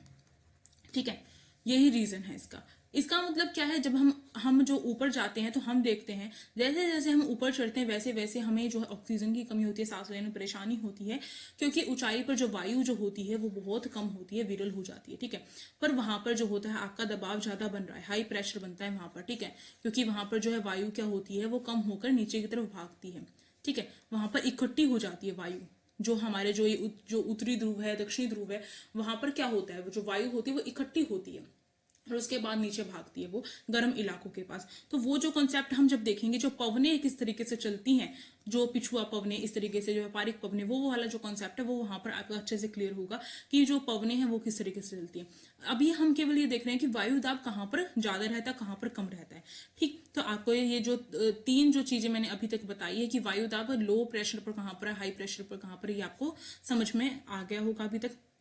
जल वाष्प वाला कॉन्सेप्ट देखो, जो जल वाष्प होता है, जैसे मैंने आपको बताया कि जब जो हमारी जो हवाएं होती हैं, जब वो जो वायु जो होती है, जब वो समुद्र के पास से आती हैं, ठीक है, समुद्र के पास से अगर जब आएंगी तो वो अपने साथ जो है आर्द्रता भी लेकर आएंगी। आर्द्रता का मतलब क्या होता है, आर्द्रता का मतलब जो नमी होती है अपने साथ वो भी लेकर आती हैं। जो वाटर वेपर्स, अगर आप देखते हैं जो वाटर वेपर्स होते हैं उसमें नमी भी होती है। अगर आप देखेंगे गैस पर पानी रख रखा है और फिर आप जो है उसके ऊपर प्लेट रख देंगे तो आप देखेंगे कि उसमें जो होता है पानी पानी सा हमें देखने को मिलता है फिर। ठीक है, या फिर आपने बहुत बार देखा होगा कि आप खाना पैक करवा कर लेकर जाते हैं और आपके जो लंच बॉक्स होता है उसके ऊपर की जो परत, जो लंच बॉक्स है उस पर क्या पानी पानी सा लगा हुआ मिलता है अंदर, और आपने तो भी बहुत अच्छे तरीके से साफ करके जो है लंच बॉक्स पैक किया होगा। तो ये क्या है, ये जल वाष्प होता है। तो छोटा सा कॉन्सेप्ट आपको पता ही होगा, ये आपने साइंस में पढ़ा होगा। ठीक, या फिर एक बहुत अच्छा एग्जांपल लेती हूँ, जैसे कि गर्मियों में क्या होता है, गर्मियों में जो कूलर होता है, कूलर हम चलाते हैं, कूलर का प्रयोग करते हैं, तो कूलर के आगे हमें खड़ा होना बहुत पसंद है। तो वहां से जो कूलर से जो हवा आती है, तो आप कई बार क्या देखते हैं, हवा के साथ ठंडी हवा आती है और साथ ही कई बार हमारे मुंह पर जो छींटे लगती है पानी की, और हमें जो बहुत अच्छा लगता है। तो जो पानी की छींटे यानी कि हवा में क्या है, पानी की जो बूंदे है वो भी आई है। तो आप मानिए समुद्र में जो होती है कितना सारा पानी होता है, जब समुद्र से गुजर कर जब हवा आएगी तो उसमें आर्द्रता होगी, नमी होगी। ठीक, ये बात आपको ध्यान रखनी है। और वायु में जितना जो है ये जल वाष्प होता है वायु के अंदर, उतनी ही वायु जो दाब होता है वहां पर क्या होता है, कम होता है, वायु हल्की होती है, क्योंकि वहां पर वो अपने साथ जो है जल वाष्प को धारण करे होती है। ठीक है, और जितना वायु में आर्द्रता होगी उतना क्या होगा, वायु में उतना ही वायु जो होगी उस पे वायु दाब जो होगा वो क्या होगा, नीचे होगा। ठीक है, वायु भारी होगी इस वजह से, क्योंकि अपने साथ आर्द्रता को धारण करे हुए है। जल वाष्प होगा यानी कि आर्द्रता होगी तो वायु कैसी होगी, वायु जो है हमारी भारी होगी। ठीक है, भारी होगी। और वायु में अगर जो है, वायु में अगर केवल वाष्प होगा तो वहां पर वायु कैसी होगी, हल्की होगी। ठीक है, तो ये जो है ये इतना ज्यादा इंपॉर्टेंट नहीं है, पर जो हमने अभी देखा वो आपका बहुत ज्यादा इंपॉर्टेंट था। आगे बढ़ते हैं। पृथ्वी का घूर्णन तो मैंने आपको जो है तापमान में बताया ही है, किस तरीके से जब पृथ्वी जो है अपने चारों तरफ घूमती है अपनी एक्सिस पर, वो पृथ्वी का घूर्णन कहलाता है। और उसकी वजह से क्या होता है, जो पवनें होती है जब घूमते घूमते, जैसे आप जो लट्टू को घुमाते हैं तो जो हवा होती है वो उसकी डायरेक्शन जो होती है वो चेंज हो जाती है कुछ इस तरीके से।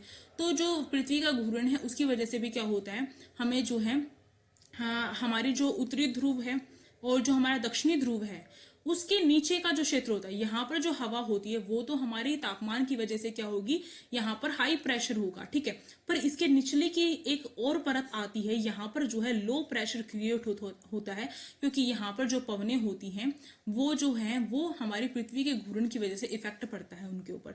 तो लोअर प्रेशर जो होता है इस लेयर को छोड़ के इस निचले वाली जो लेयर होती है उसके पास में वहां पर जो है आपका लोअर प्रेशर क्रिएट हो जाता है। ठीक है, तो वायु जो होगी आपकी इक्वेटर के पास में आपको ध्यान रखना है। जो इक्वेटर किसे कहा जाता है, जो विषुवत रेखा है आपकी पास में, और ध्रुवों के पास में जो आपकी जो भी वो बन रही होगी वायुदाब पेटी बन रही होगी, उसमें जो होगी लोअर जो प्रेशर होगा वो क्रिएट होगा। यानी कि इक्वेटर पे और ध्रुवों के पास में तो जो हो रहा है, इक्वेटर जो होगा वहां पर तो आपका हाई प्रेशर हो रहा है, सॉरी लोअर प्रेशर हो रहा है, ठीक है। और ध्रुवों के पास में जो आपका ध्रुव जो है उन पर आपका हाई प्रेशर होगा, पर इनके पास में जो होगा वहां पर आपकी जो लोअर प्रेशर जो होगा वो क्रिएट होगा, ठीक है। ये ध्यान रखना है। अब चलिए आगे बढ़ते हैं और आगे देखते हैं। अब देखो वायुदाब पेटी के बारे में बहुत अच्छे तरीके से आपको समझना है। वायुदाब जो पेटी है वो से हम जो है पहले हम बनाकर समझेंगे, फिर मैं आपको जो डायग्राम जो है वो दिखाऊंगी भी। देखो जो हमारी अर्थ होती है, आपको ध्यान रखना है कुछ इस तरीके से हमारी जो है अर्थ होती है, नहीं होती है इस तरीके से। देखो मानो ये अर्थ है इस तरीके से आपकी,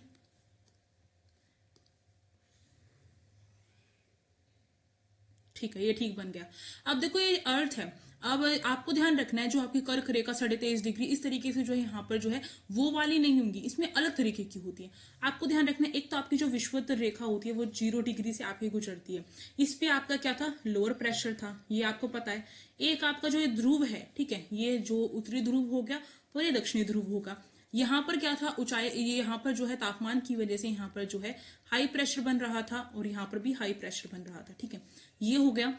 इसके अलावा जो है आपकी कुछ और जो आपकी पेटियां होती है, एक तो यहाँ पर बनती है आपकी पेटी, जो आपका जो ये विषुववृत्त है यहाँ पर बनी, ये तो आपकी हाई जो सॉरी लो प्रेशर पेटी बनी। उत्तरी ध्रुव और दक्षिणी ध्रुव पर जो बनी वो आपकी जो है हाई प्रेशर बनी।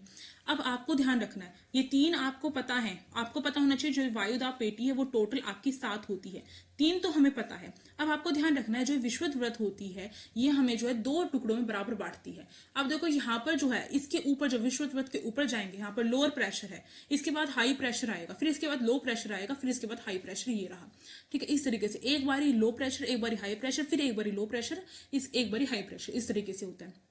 अब देखो विषुवत व्रत जो है आपके 0 डिग्री पर है, ठीक।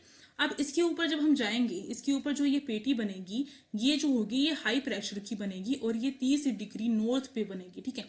ये जो 30 डिग्री नॉर्थ पे बनेगी। इसी तरीके की जो एक पेटी होती है बिल्कुल सेम एज इट इज, जैसा उत्तरी ध्रुव पर होगा वैसा ही हमारा दक्षिणी ध्रुव पर होगा।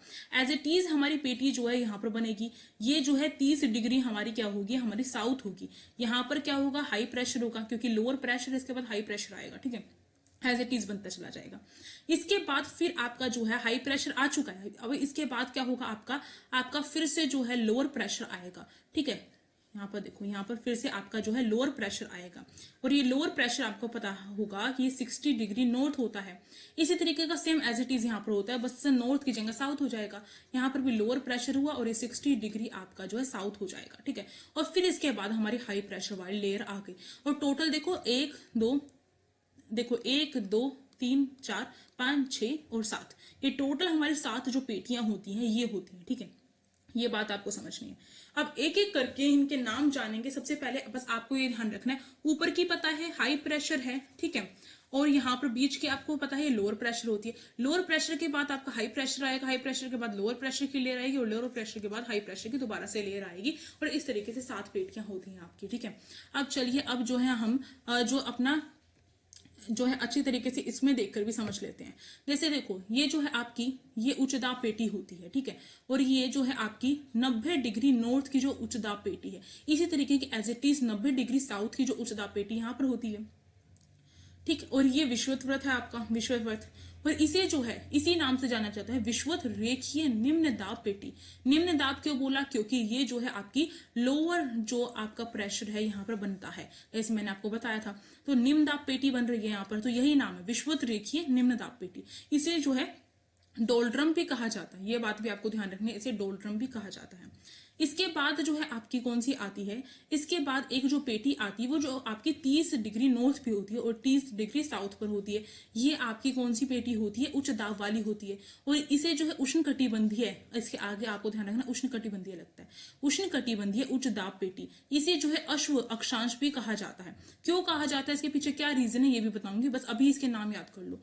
अब देखो 60 डिग्री पे जो है वो जो है आपकी उपध्रुवीय निम्न दाब पेटी कहलाती है उपध्रुवीय निम्न दाब पेटी, और इसके बाद जो है ये होगी ये आपकी उच्च दाब पेटी, ध्रुवीय जो उच्च दाब पेटी होगी ये आपकी यहाँ पर ये वाली हो जाएगी। ठीक है, अब इसे एक एक करके हर एक पेटी के बारे में अच्छे तरीके से जानते हैं। देखो, सबसे पहले हम एक एक करके स्टार्ट करते हैं और हम स्टार्ट करेंगे विषुवत रेखीय निम्न दाब पेटी से। इसके बारे में बहुत अच्छे तरीके से जानेंगे, जो जो बताऊंगी आप नोट करते चलो। देखो, जो ये आपकी इसका नाम है विषुवत रेखीय,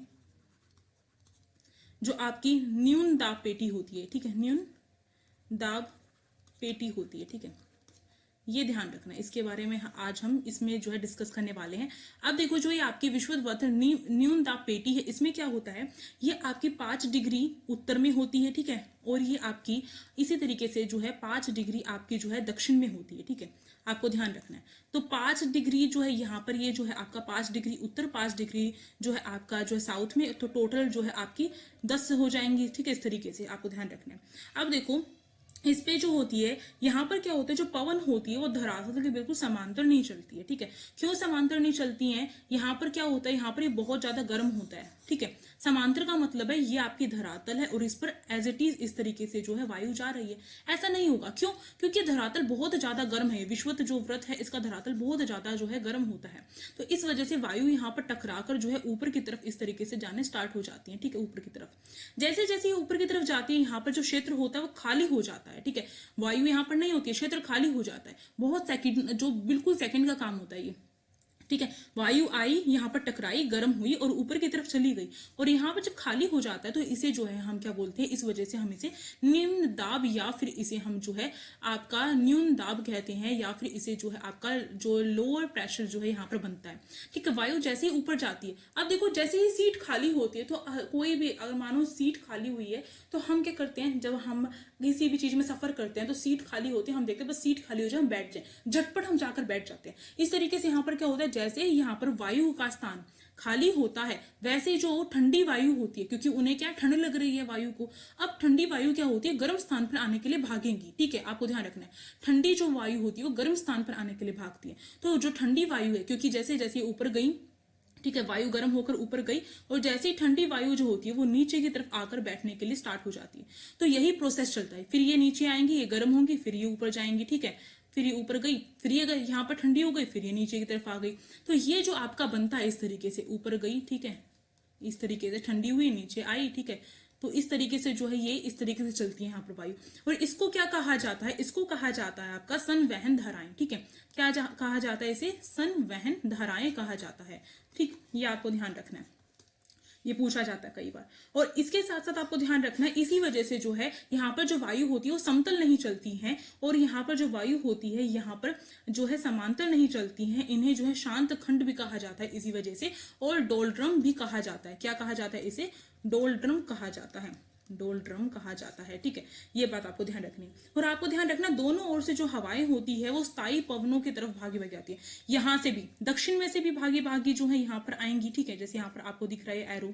ठीक, इस तरीके से जो है ये वाली जो होंगी पवने, ये जो है यहाँ पर आएंगी विषुवत व्रत के पास, क्योंकि ये स्थान जो है खाली होता चला जाता है जब वायु ऊपर की तरफ जाती है। और यहाँ से भी जो वायु है वो इसकी तरफ आएगी, तो दोनों तरफ से आती है। ठीक, इसी वजह से यहाँ पे जो है अभिसरण भी बनता है। अभिसरण जिसे हम ITCZ, ये क्वेश्चन में पूछा गया था, इसे अभिसरण कहते हैं। ITCZ जो है ये बनता है, इसे जो है हिंदी में उष्णकटिबंधीय अभिसरण कहा जाता है। यहाँ पर ये क्षेत्र बनता है उष्णकटिबंधीय, उष्णकटिबंधीय आपका यहाँ पर जो है अभिसरण बनता है।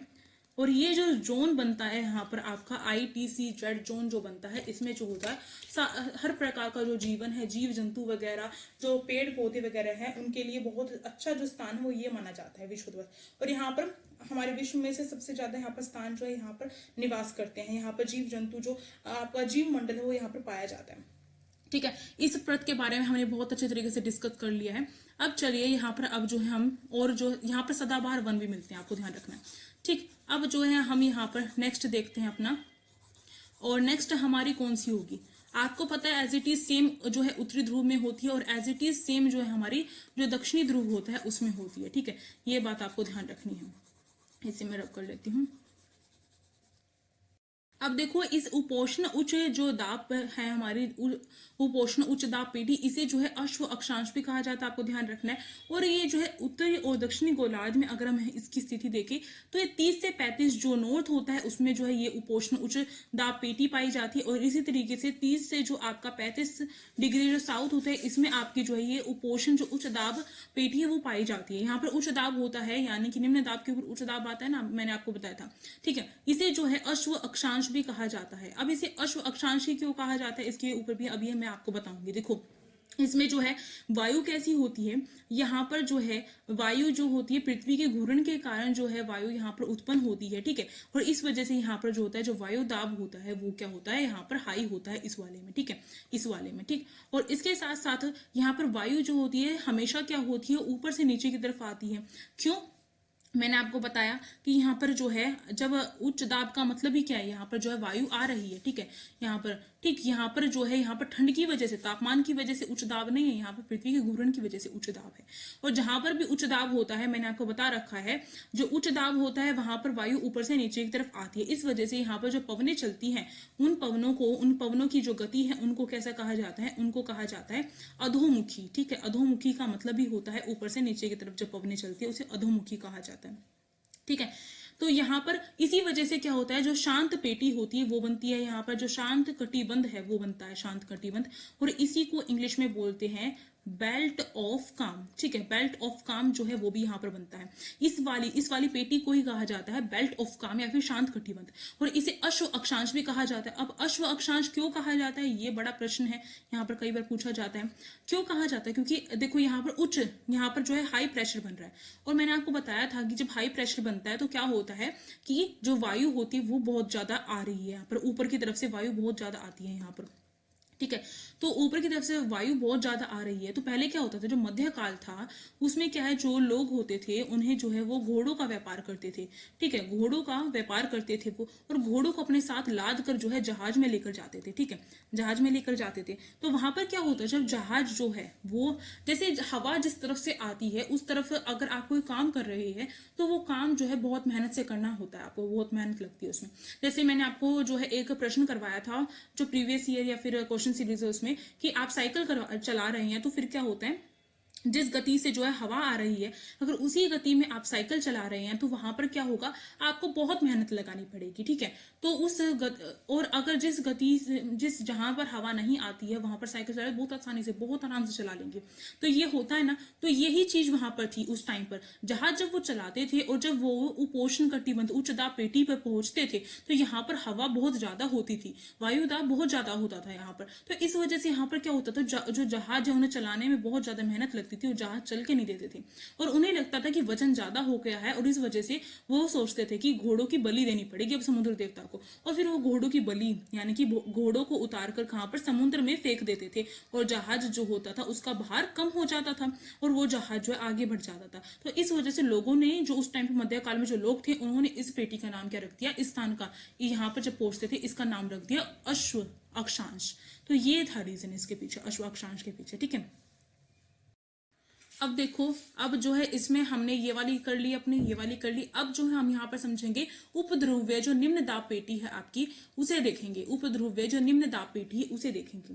देखो जो उपध्रुव्य निम्न दाब पेटी है या फिर न्यून दाब पेटी है वो जो है आपकी कहाँ से लेकर कहाँ तक की होती है, 60 डिग्री जो नॉर्थ में और 60 डिग्री जो आपके साउथ में होती है। आपको ध्यान रखना 60 डिग्री नॉर्थ से स्टार्ट होती है और ये आपकी कहाँ तक होती है, 66.5 डिग्री पर होती है, ठीक है। उसके बीच में जो है ये वाली पेटी पाई जाती है। और इसमें क्या होता है, इसमें दोनों ओर से जो होती है वायु दाब आता है, यानी कि यहां से देखो ये हाई प्रेशर, मैंने कहा था जहां पर भी हाई प्रेशर होता है वहां पर हवाएं टिकती नहीं है, वो ऊपर की तरफ भागती है। अब यहाँ से ऊपर की तरफ हवाएं भागेंगी, ये एरो भी दिख रहा है आपको, ठीक है, यहाँ से ऊपर की तरफ हवाएं भागेंगी और यहाँ पर ये जो है निम्न दाब है, निम्न दाब में जाकर बैठती है हवाएं, ठीक है, आपको ध्यान रखना है, मैंने बताया था ना आपको। और यहीं पर जो है यहाँ पर भी उच्च दाब है, इसके ऊपर भी उच्च दाब है, ये जो उत्तरी ध्रुव है जो है आपका, यहाँ पर उच्च दाब है। इस तरीके से यहाँ पर जो आपका दक्षिणी ध्रुव में भी उच्च दाब है, तो यहाँ पर जो हवाएं होंगी उच्च दाब से निम्न दाब की तरफ जाती है, तो यहाँ पर ऊपर से नीचे की तरफ उतरेंगी हवाएं, ठीक है। तो यहाँ पर क्या बनता है, इसी वजह से जो होता है यहाँ पर निम्न दाब होता है, आपको ध्यान रखना है। दोनों तरफ से जो वायु दाब है यहाँ पर अधिक पड़ता है, तो यहाँ पर जो है निम्न दाब होगा, ठीक। तो निम्न दाब जो है मैंने आपको बताया था क्या होता है निम्न दाब का मतलब। निम्न दाब का मतलब होता है कि जब जो वायु होगी या तो वो गर्म होकर या फिर किसी भी तरीके से वायु जो है अपने स्थान पर नहीं रहती है, वायु जो है अपने स्थान को छोड़कर जो भाग जाती है, वहां पर जो होता है निम्न दाब बनता है। ठीक, तो आपको ध्यान रखना है यहाँ पर जो वायु दाब रहता है वो यहाँ पर इस वाली परत से भी ऊपर की तरफ वायु भागती है और यहाँ से भी वायु जो है नीचे की तरफ आती है, यहाँ पर फिर भी निम्न दाब रहता है, आपको ध्यान रखना है। ठीक, और इसके पीछे रीजन है, इसके पीछे क्या रीजन है, फिर भी क्यों जो है यहाँ पर जो है निम्न दाब रहता है।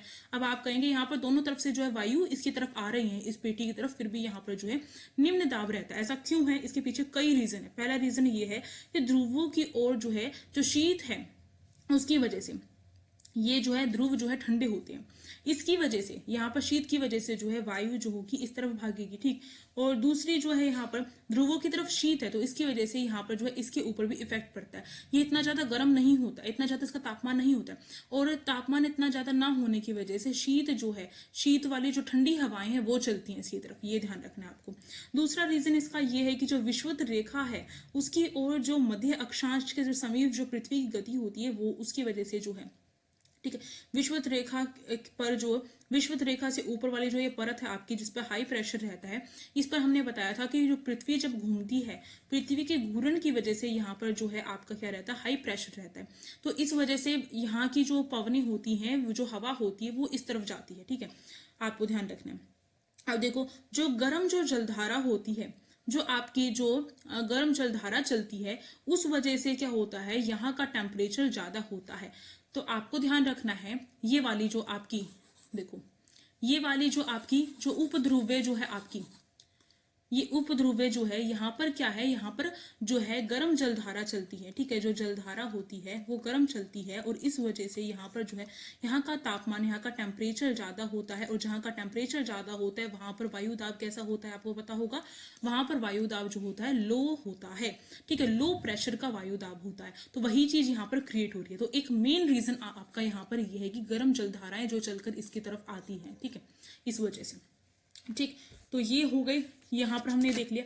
अब यहाँ का जो सबसे ऊपर वाला जो है ये आपका ये उच्च दाब पेटी, ये तो आपको पता ही होगा, जो है उच्च दाब पेटी जो है आपकी जो जो ध्रुव होते हैं उन पर उच्च दाब पेटी बनती है, आपकी 90 डिग्री पर बनती है, ये आपके ध्यान रखना है। ठीक है, ये 90 डिग्री पर उच्च दाब पेटी बनती है, और ये जो है टेम्परेचर के इफेक्ट की वजह से होता है। यहाँ पर टेम्परेचर जो होता है बहुत कम होता है। टेम्परेचर कम का मतलब है वहां पर ठंडा है, और इसका मतलब वायु वहां की कैसी होगी, ठंडी होगी, और वायु जब ठंडी होती है तो वहां पर जो है आपका हाई प्रेशर बनाती है। तो यही रीजन है इसका। तो ये हमने सारी पेटियां अच्छे से समझ ली है, और इसका हमने देख लिया कितने कितने अक्षांश पर होती है। मेनली आपसे ये भी पूछ लिया जाता है कि कितने अक्षांश पर कौन सी जो आपकी जो बन रही है। ठीक है, इस तरीके से। ठीक, अब देखो, अब आगे चलते हैं और आगे जाकर देखते हैं अगला जो हमारा कॉन्सेप्ट है। अब देखो जो कोरियल्स का जो प्रभाव है वो देखेंगे हम, और उससे पहले मैं आपको जो है कई और प्रभाव दिखाने वाली हूँ। ये देखो, ये जो है जैसे हमने बताया था कि ये जो है आपका यहाँ पर जो हवाएं चल रही हैं, कोरियल्स का प्रभाव पढ़ लेते हैं। सबसे पहले हम कोरियल्स का जो प्रभाव है वो आपका इंपॉर्टेंट है, उसे पढ़ लेते हैं।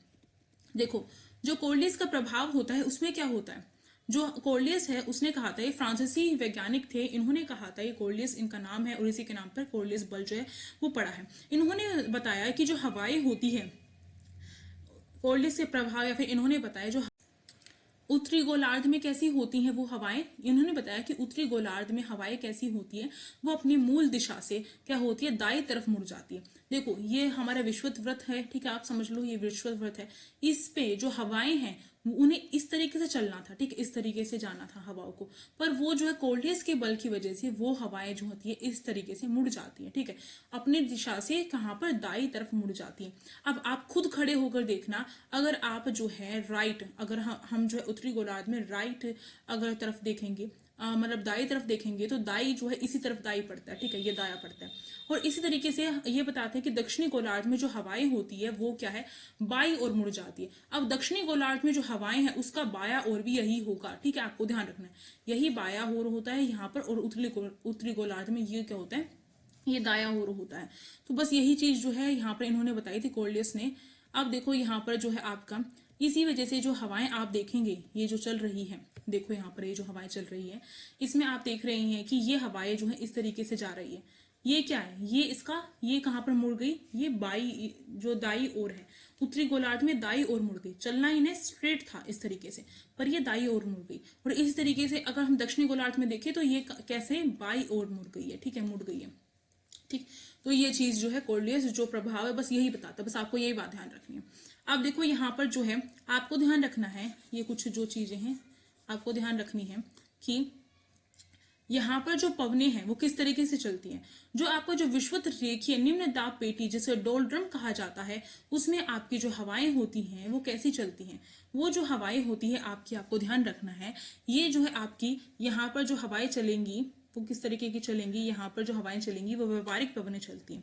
कौन सी व्यापारिक जो पवनें वो चलती है, या फिर सलमार्गी पवनें भी उन्हें कहा जाता है। इस पूरे इलाके में, इस पूरे उसमें कैसी हवाएं चलेंगी, व्यापारिक पवनें चलेंगी। ठीक है, व्यापारिक पवने चलेंगे। पवने वाले चैप्टर में हम बहुत अच्छे तरीके से कवर करने वाले हैं इस चीज को। अब देखो जो पछुआ पवने वो कहाँ पर चलती है। पछुआ जो पवने होती हैं इससे ऊपर जो होंगी, इस वाले इलाके हैं पूरे, ये जो उष्ण कटिबंधीय उच्च दाब पेटी और जो उपध्रुवीय निम्न दाब पेटी के बीच का जो क्षेत्र है, इसमें जो है आपकी पछुआ पवने चलती है। और जो उच्च दाब जो ध्रुवीय जो आपका जो बनता है लास्ट वाला ध्रुवीय उच्च दाब पेटी और जो आपकी उपध्रुवीय निम्न दाब पेटी के बीच में जो हवाएं चलती हैं इस वाले में, वो आपकी किस तरीके की चलती हैं। इस वाले में आपकी जो है यहाँ पर ध्रुवीय पूर्वा पवने चलती हैं। ठीक है, बस अभी आप यही ध्यान रखो कहाँ पर कौन सी पवनें चलती हैं, या फिर इसे ध्रुवीय पवनें भी कहा जाता है। जो इसके बीच में यहाँ पर चलती हैं, यहाँ पर इसे जो है ध्रुवीय पवनें भी कहा जाता है। ठीक है, बस इतना ध्यान रखो अभी। अब जो एक और कॉन्सेप्ट आपका रह गया है उसे भी कर लेते हैं, और इसके बाद आपका जो सारी चीजें हैं बहुत अच्छे तरीके से जो वायुमंडल या जो दाब है वो कंप्लीट हो जाएगा। ये देखो यहाँ पर मैंने ये क्या बना रखा है, बहुत अच्छे तरीके से समझना है, ये बहुत इंपॉर्टेंट है। अच्छे तरीके से समझोगे समझ में आ जाएगा। देखो यहाँ पर जो पवनी होती है, जिसमें मैंने आपको बता रखा है कि ये जो है आपका कौन सी है, ये वाली जो लेयर है, ये वाली जो आपकी है, ये आपकी विषुवत व्रत है।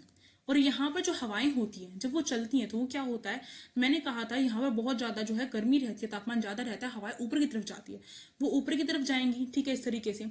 अब ऊपर की तरफ जाकर मैंने कहा था यहाँ पर हवाएं ठंडी हो जाएंगी, फिर वो नीचे की तरफ आती हैं। ठीक है, इस क्षेत्र पर आती है, इस तरीके से हवाएं चलती हैं। यहाँ पर गई, ठीक है, फिर इस तरीके से आई, तो इस तरीके से जो है यहाँ पर हवाएं चलती है।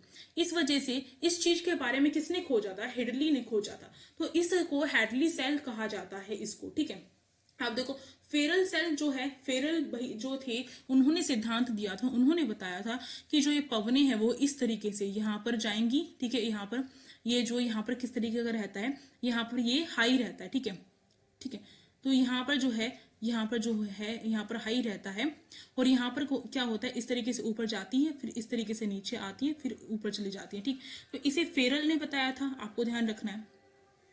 ठीक है, आप देखो इसके ऊपर जो है आपका जो है ये पोलर वाला जो होगा, इसमें जो है इसको जो है इसे केवल आपको ध्यान रखना है, इसे ध्रुवीय जो है वो कहा जाता है, ध्रुवीय कोश या फिर ध्रुवीय जो आपका सेल है वो कहा जाता है। ठीक है, कोश या सेल कहा जाता है। तो फेरल और हेडली क्या था ये मैंने आपको बता दिया। फेरल और हेडली जो है आपका कौन सा था वो मैंने आपको बता दिया है। अब चलो आपको ध्यान रखना, फेरल है, फेरल ने आपका उपोषण उच्च जो दाब पेटी और उपध्रुवीय निम्न दाब पेटी के बीच में हवाएं किस तरीके से चलती है उसके बारे में बताया है, जो आपका ये फेरल है। ठीक है, उसने। तो इसी के बाद जो है यहाँ पर देखो, इसमें भी आप ध्यान से देख सकते हो किस तरीके से बता रखा है। यहाँ पर भी देख सकते हो, इसमें इसमें भी वही चीज बताई हुई है, कुछ अलग नहीं है जो अभी तक मैंने आपको समझाया है, तो इसका यूज नहीं करूंगी। तो यहाँ पर जो है मैंने अच्छे तरीके से आपको